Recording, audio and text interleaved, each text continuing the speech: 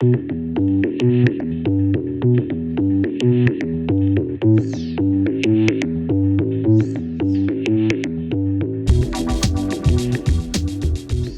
welcome everybody to another episode of Lost Like Mike. I'm your host, Mike Gonzalez. I'm a bit sick today, guys. I apologize for that. Thank you for all the subscribers. Thank you for anybody who's coming by just to hang out for a little bit. Thank you for all the messages and questions and comments at lostlikemike@gmail.com. Appreciate everything. Yeah, but it just 2 nights ago started feeling a little bit like it would hurt to swallow. Then yesterday, overnight, got really bad as far as the throat was concerned. Then today, you can notice if you're watching on YouTube, I got like a pink nose, like Rudolph the Red-Nosed Reindeer. My voice sounds like garbage, but a little bit of runny nose and sneezing and all that kind of stuff, right? So just, having a hard time of it today.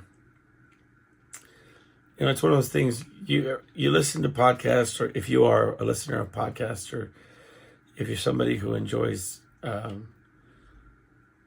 this platform or this sort of media, especially the independent ones, you get to wondering what it must be like when these content creators just don't feel it. You know what I mean? Like,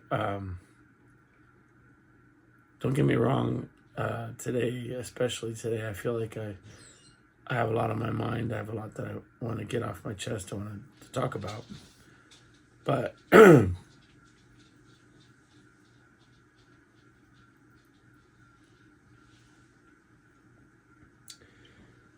sorry, it sounds like something's going on outside the door. But I just don't feel well, right? So I don't feel like I'm performing at 100%, right? And one of the deals with this particular show for me, I started this show under the idea that no matter what, I would do the show, because it had to do with my state of mind. So, as somebody who battles depression, or it's quite literally you wake up in the morning and you literally don't want to do anything. But how do you explore that on a show, in the format of a show, on a regular basis, and be consistent with it? When you're battling these things, and you want to talk about the very thing that would prevent most people from doing the thing. You know what I'm saying? And so there's a lot of things that I'm not consistent with in my life. And that's not a put down. It just says I have a hard time. I battle with it. And many things we've talked about on the show, consistent exercise, or eating right, or promoting this show or anything else, writing music, whatever it is. I seem to have an internal issue with completing things, and I think a lot of people do. But I made a commitment to myself that just with this show, I would, if all else fails, I'm gonna, do the show, and kind of use whatever is the ailment, whatever is causing me pause, whatever causes me not to want to do it, and say, well, let's talk about that for a little bit. Today, it's just physiological.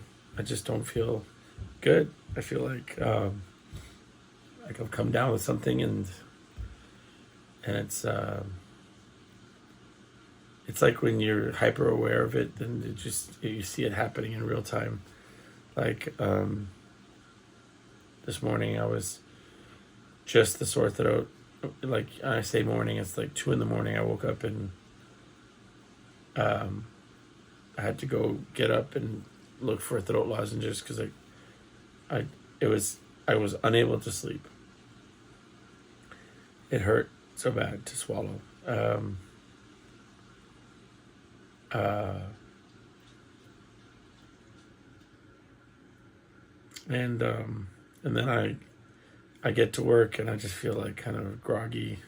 I attribute it to being tired from not sleeping a lot. I got up at 2 and then again at 4. It's silly. We're gonna talk about it. I'm recording on Wednesday, the Wednesday after election night, which was on November 5th. And as you know, on this show, I don't like to get political. Well, very rarely, and it's always in abstract. I don't really try to, Something that I've been thinking about recently has been that, here's the thing. So, a lot of my friends are liberal, and they're upset with the results of the election. And I also have a lot of family and friends that are, very, very much, Trump supporters. And I make no secret of my frustration with the current state of politics overall,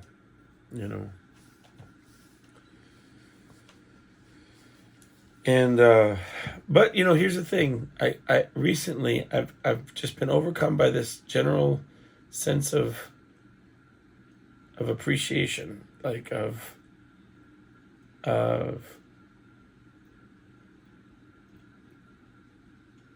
the system. Like, I get it. Here's the thing. We live in a country where I can walk right up to the president or to whoever, to whatever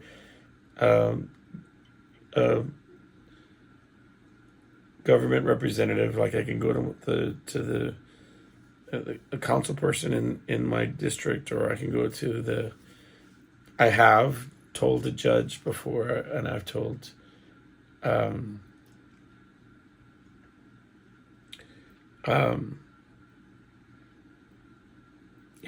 whomever. I've told the governor once my disagreement with them, with my disagreement with their position, my disagreement with whatever.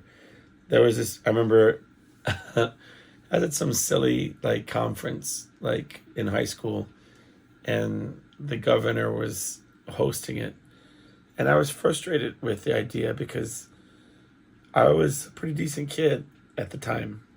Had a good GPA, had a good I was doing good in school, and they tapped me to go, and the topic though was about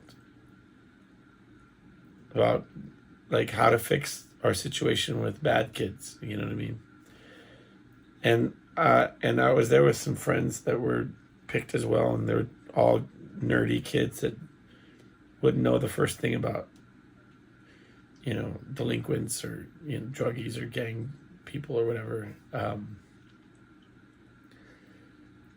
But they took a picture of me and my finger was up, and I was telling I didn't mean to be pointing, but that on the picture it looked like I was getting mad but I was just trying to point out my reasoning that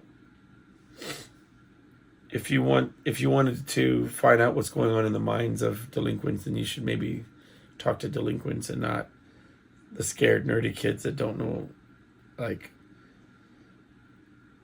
how to defy the system. You know what I mean? We're just sitting around trying to get good grades and I don't know, learn something, I guess.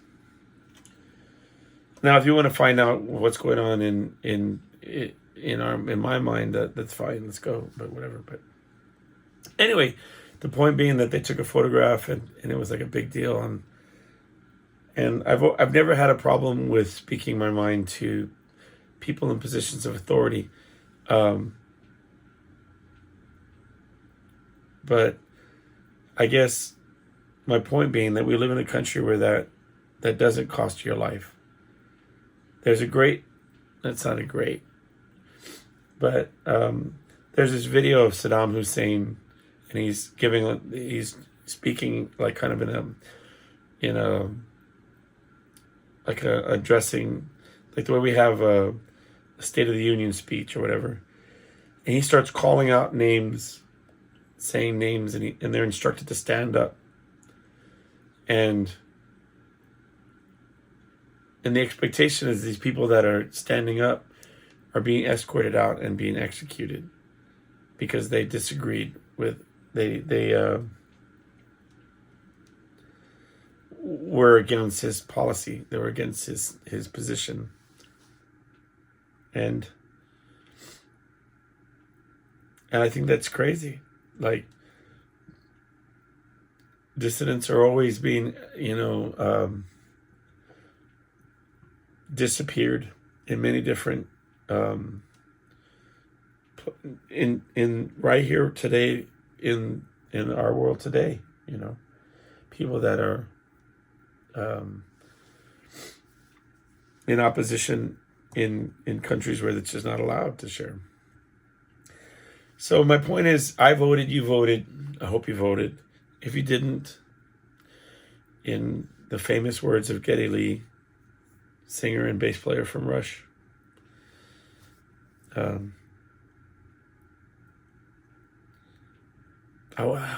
wish I could look up the quote. I'm just going to look it up real quick. Rush quote. Because I thought about it.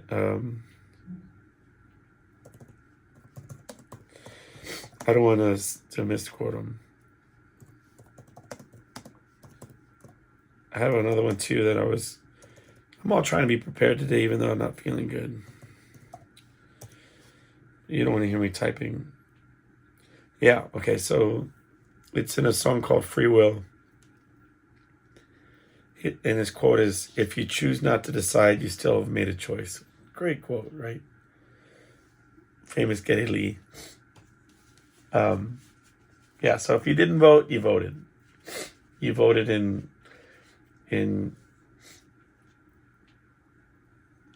apathy, or in procrastination, or in indecisiveness, or whatever capacity you didn't want to go to the ballot box and cast your vote. You still made a vote. You made a vote in implied agreement with the majority, meaning that your idea is whoever they pick is fine with you.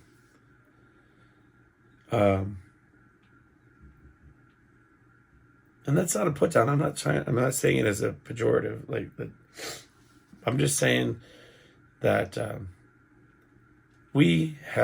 I voted, you voted, in whatever capacity you voted as well.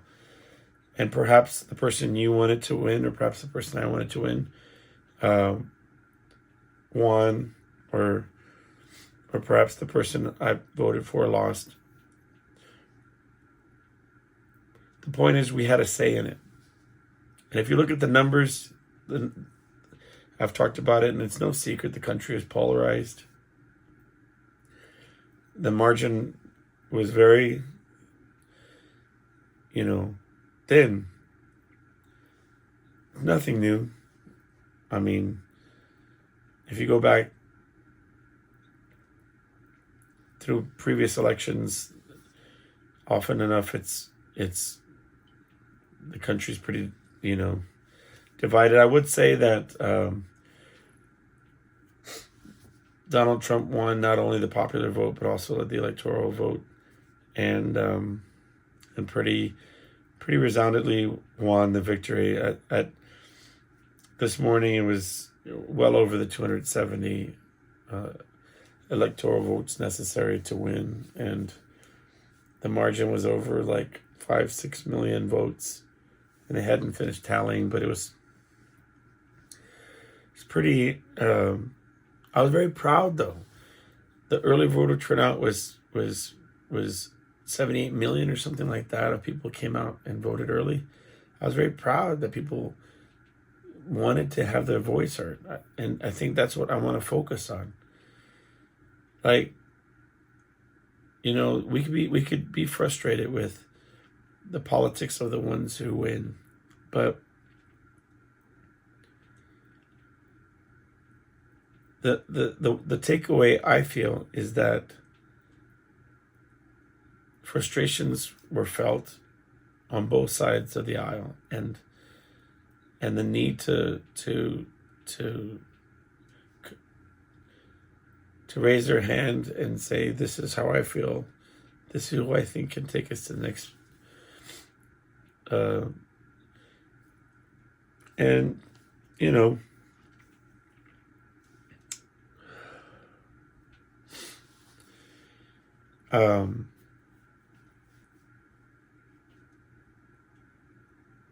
but it's nothing new, you know what I mean? Like, the famous Pete Townsend of The Who in the great song Won't Get Fooled Again. Go and listen to that, because it's the soundtrack of the day after Election Day for all of us. And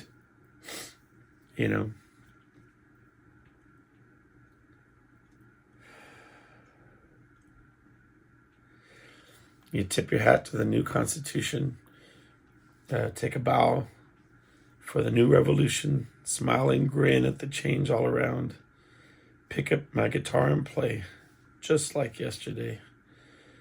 Then I'll get on my knees and pray we don't get fooled again. Which I think, since Trump is doing his second term as president, it's just a little bit more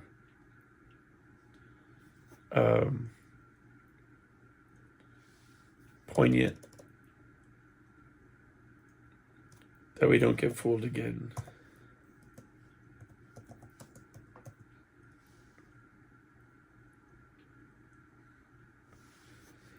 See, sometimes I hear a phrase in my head, and I don't say it out loud because I hear that it doesn't mean what I think it means. But it's there. Why is it there? Where'd it come from? In this particular instance, it was, I was going to say it's a little bit more apropos. But so it's apropos, meaning suitable or appropriate with regard to. So I'm using it in the right context, but I don't know where it came from in my mind pants, in my memory palace, or what have you. Isn't that interesting, though, that we have all this information in our minds? I don't know. It's funny. But so take it for what it's worth. I just don't want. Say if his agenda was all of us had to wear purple pants every day for the rest of our lives, right? What I'm saying is, and I'm just trying to give a real, simple explanation of where I'm coming from with this. We live in a country where, even though we didn't vote for purple pants every day, and we wake up today and we say, oh, the guy who likes purple pants is there. Oh, what are we going to do now? So we live in a country where we could organize a protest. We could go to Washington, and we could even though we lost the election, we can say, hey, I know you're my president. I have to acknowledge that. But we don't want this purple pants thing, man. And he's not going to be like, okay, we'll kill all those people right there because they're against my purple pants agenda. and I'm not trying to make light of this situation. I'm saying we have to be big enough and to say Donald Trump is my president. He's my president, and my country has spoken and said that he is the person that they want to be in office and to lead this country for the next 4 years. I'm going to pay attention to his policies. I'm going to pay attention to his who he appoints in different positions, and I'm going to pay attention as a citizen. And if I disagree with him, if I feel strongly enough, then I'm going to let my voice be heard, and I'm going to further participate in this democracy. Look, I think the guy sitting in the chair is not the problem to me.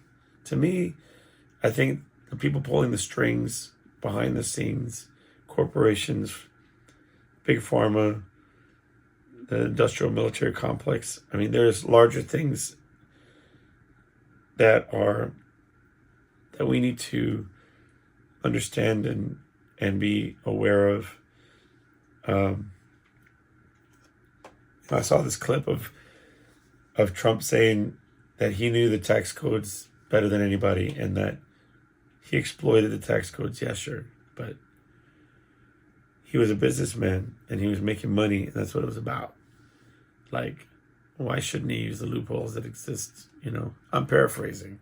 I don't want to, this part of it I'm paraphrasing. He did say that he knew the tax code and how to use it, right?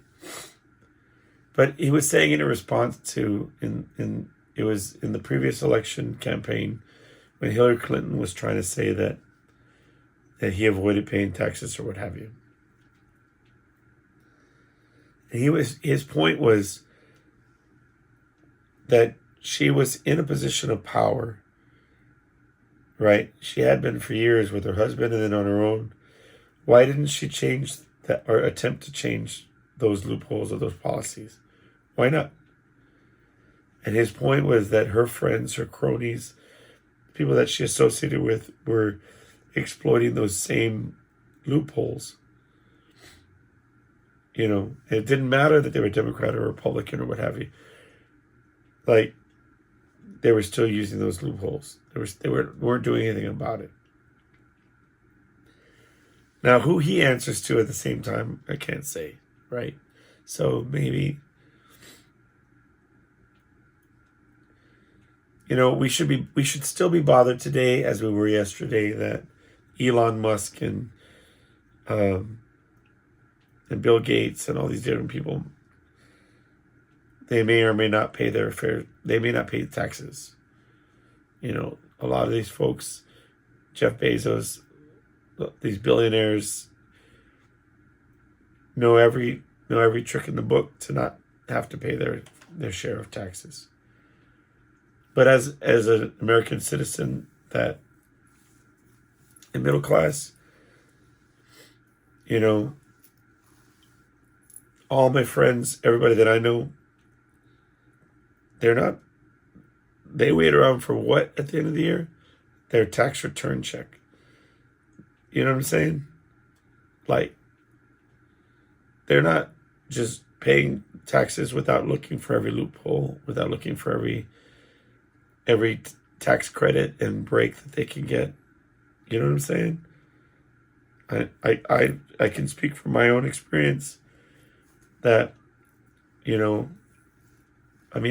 if I'm being fully disclosing, if I'm being honest, I have to pay the government taxes because my wife doesn't make, well, I'm not going to give the specifics, but myself, I'll say that I'm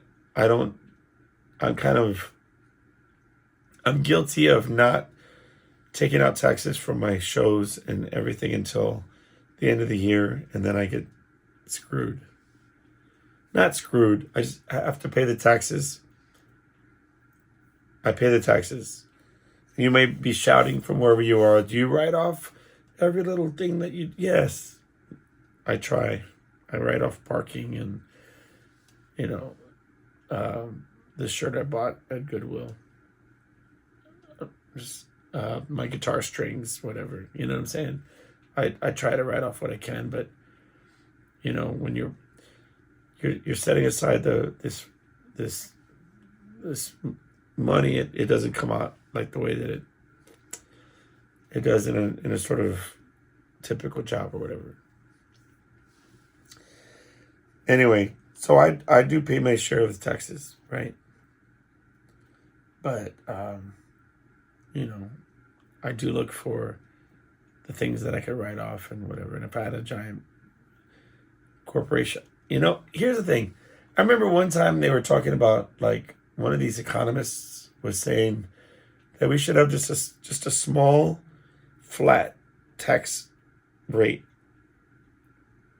No exceptions, no deductions, no nothing. Just whatever you want to call it, 10%, 15%, whatever you want to say of your total income, right? You just cut a check, or they take it out of your income or whatever, and they don't bug you about it at the end of the year, nothing, and then that's it. But whether it's 10% of $1 billion or 10% of $1,000, whatever it is, you pay your little portion, and that's what and it's completely, like, transparent. Corruption's the problem, because you talk about the money going towards, say, fixing the highways, right? For example, or paying the military. And then you hear about them charging $200 for a hammer, and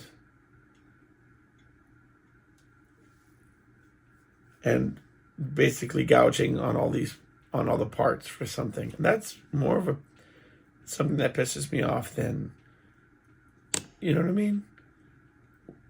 It pisses me off as much as Jeff Bezos saying that he was able to flip his money, like, and do all these trickeries and, like, not pay any taxes. It pisses me off just as much. How Elon Musk doesn't report any income at all, and how he just uses his stocks as collateral for loans, or however he does it, where his money is all floaty-woaty, liquid, moving around. Boop, boop, boop, boop, boop. And, they may say, well, they're stimulating the economy. Really, dude? Look, I don't care. I don't want to get into all that. I remember there was this one thing with Ronald Reagan, and he was talking about, he says, well, you tax the billionaires, and then you end up middle class having to pay because, the products and whatever, and they're more expensive, and because the companies raised. Yeah, wait. Well, then who's at fault in that scenario? You're taxing these big corporations, and they just funnel the costs down to the people. They raise the price of the products, so they absorb the cost, and they can keep their profit margin. That's them being the jerks about it, right? That's that vicious cycle that keeps inflation going up.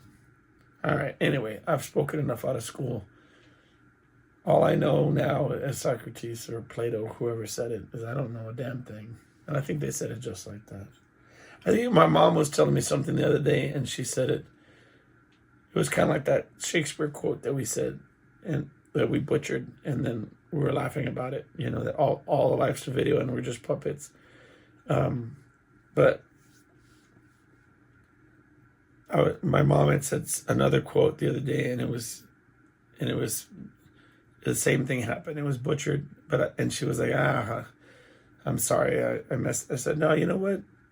You say it in a much more interesting way than it has been said in the past. Like, I retain it much better. Anyway, enough about that. Is just to say that I think that we shouldn't be responsible citizens one time every 4 years or whatever. I think that it's a scary world. And a lot of times I don't want to know what's going on out there, but I feel like we, at least need to figure out, and hold some of these people accountable for these decisions out there.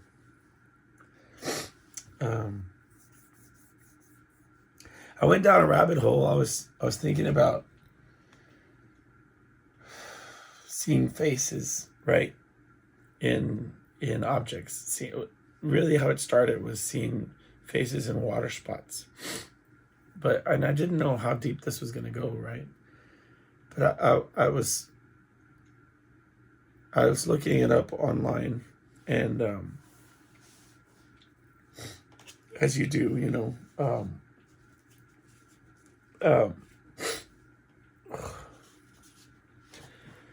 and it's called facial pareidolia. Jesus. Pareidolia. I even went to Google, and you know how you go, Google pronounce this for me so that I can know how to say this.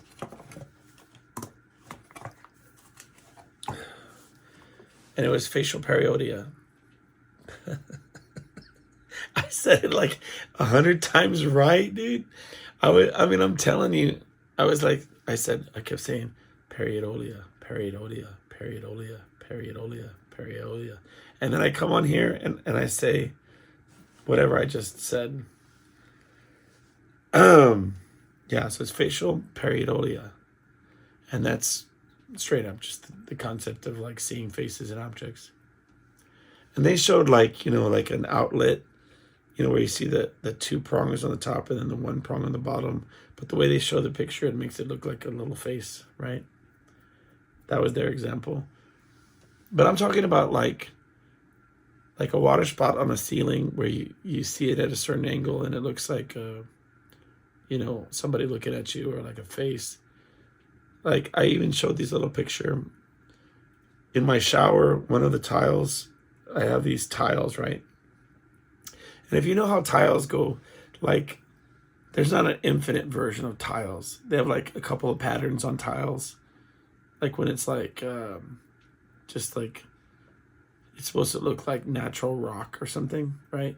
Well, they only have a couple patterns. So if you have tiles on your shower wall, then you'll see it repeated. And I have one pattern where the pattern of this, the rock blemishes, it looks like Jim Croce. And if you don't know who Jim Croce is, he's Bad Leroy Brown, or If I Could Save Time in a Bottle. I should put the picture of his face here with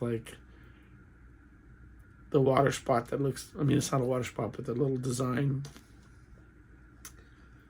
I'll mark the time. Maybe I'll have time to edit it.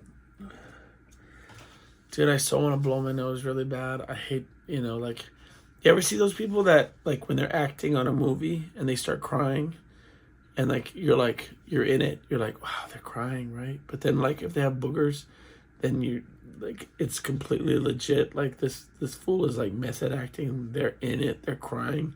You almost want to cry too. Do you ever find yourself hold on.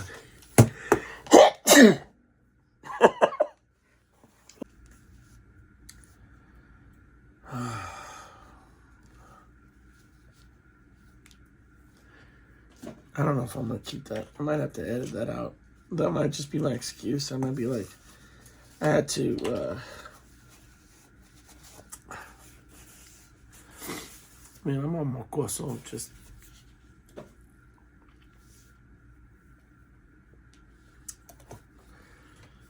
all right. That was real life happened right there. And since y'all saw the boogers, it makes it. I'm just kidding. No, but really, I would see people crying on a TV show or a movie, and then if it's if they get babas, or the drool comes out, or the boogers come out, all of a sudden I'm locked in, oh, this guy's really crying. This person's really sad.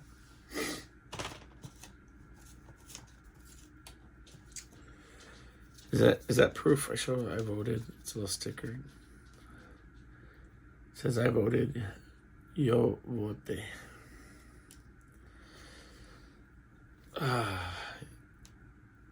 Anyway, so, but then there was a section on the thing about the facial pareidolia, where it said that it used to be considered like a sign of psychosis, but that they found that it's just a part of human condition, that people just do that. They see things in objects, and it's because you have your mind's sense of wanting to make explanations about the patterns that we see. I also think that personally, I think that it has to do with recognition of familiarity of faces, that we pay attention to certain characteristical patterns that we see and take note of them. So like, I'm really good at finding, like, if you show me a picture of an actor, I could tell you, I think I've seen them in this movie, I know that person, or whatever. But I think it's one of the ways that retain those memories.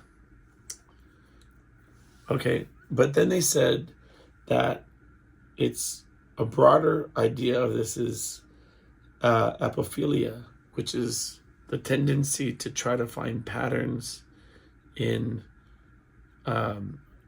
large amounts of data,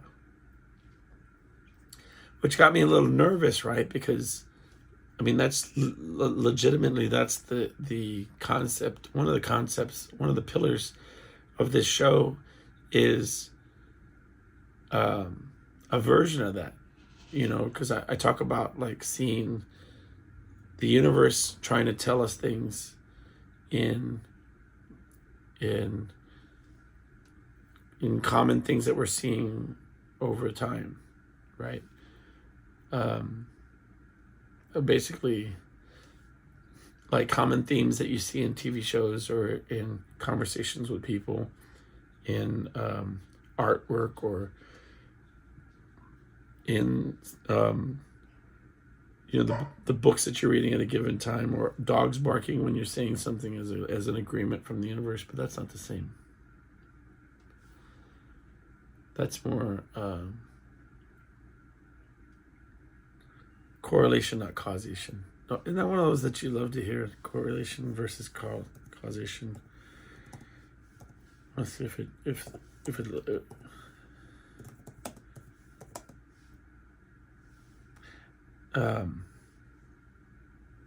so causation is one event is a result of another event, whereas correlation just is that the change in one variable is not necessarily caused by the change in values of the other variable. Pretty much like saying, like, every morning the sun rises, right? And every morning my feet hurt. But my feet don't hurt because the sun rises. That's the difference between, that's correlation versus causation. Like, my pillows are piled too high and my neck hurts in the morning. Well, that's causation. Like, I'm laying on too big of a pile of pillows and it's causing my neck to hurt. You dig? Anyway, somebody had said they didn't know the difference between that on a TV show, and I was like, well, Google it, stupid, because all you got to do is real quick. But anyway, it kind of makes me nervous. Also, another thing that makes me nervous is that they said that facial pareidolia, oh, that sounded real nice, might be symptomatic of like certain types of dementia and stuff. And if you know anything about me, you know that I'm paranoid about that. Right? But anyway, that being said, so but they said it's pretty standard human condition, stuff. So not to be so hard on ourselves. I said so. Apophilia is seeing patterns in random data. So I don't think that's what I do. If I hear, like, on a TV show they talk about like dreaming of dead relatives and them having messages for you, and then I have friends at work telling me that their family members come to them in their dreams, and that's not finding patterns. That's recognizing pattern, I think, if anything. Anyway. All right, guys. That was a fun episode. Look, I don't feel well. I sound like garbage. I look like garbage. Actually, I like this shirt. I don't think I look like garbage. My cow's looking pretty fresh behind me. But I'm gonna call it. Thank you for coming by and hanging out with me. Thank you for sending me messages and talking to me on lostlikemike@gmail.com. Hit me up. Let me know how you're doing. Ask me more questions. Tell me what you think about facial pareidolia. One of the things I did want to say was, because the story rings a little bit different for the following reasons. Okay, but my dad, who passed away, he had Alzheimer's and dementia, and we were walking or showing him my house, and there was this crack on. I don't want to. Hold on.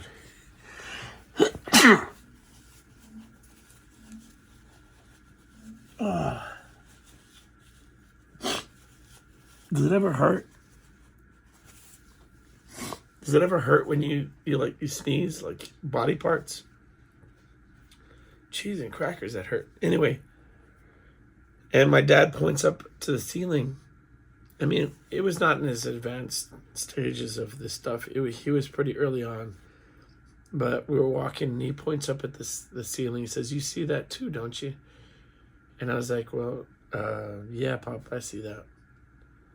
And he made like a face like it was spooky or something or whatever.